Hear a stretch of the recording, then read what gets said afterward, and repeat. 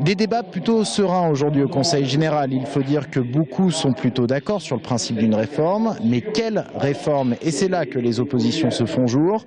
Pierre Louault, chef de l'opposition, a parlé en quelque sorte de la schizophrénie des socialistes. Ils se sont battus contre la réforme Sarkozy qui créait ce tandem département-région qui était, à mon sens, plutôt une bonne idée. Supprimer ne va rien régler. Je ne suis pas sûr qu'on va faire des économies. L'opposition, dont un bon nombre d'élus portaient aujourd'hui les autocollants que Claude Roiron avait fait imprimer en 2010.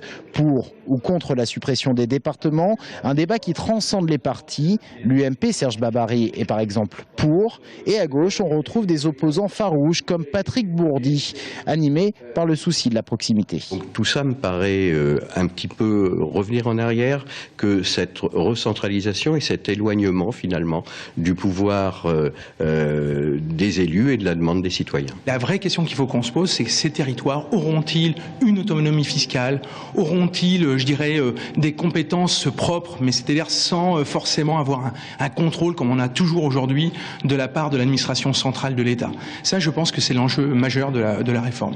La question de la proximité, elle devrait être incarnée par les intercommunalités avec une nouvelle carte pour début 2018, a indiqué Marisol Touraine, la ministre qui a remis dans le débat la question du redécoupage des régions et du rôle que pourrait avoir prochainement Tours, critiquant au passage l'absence de leadership des élus du département d'Indre-et-Loire. Si on veut peser dans cette élaboration, il faut que nous nous affirmions davantage. Oui, je regrette que depuis quelques semaines que ce débat a commencé, nous n'ayons pas davantage entendu certains responsables politiques de notre département et d'ailleurs. Ces attitudes d'élus nationaux qui sont dans les palais de la République et qui font des déclarations intempestives.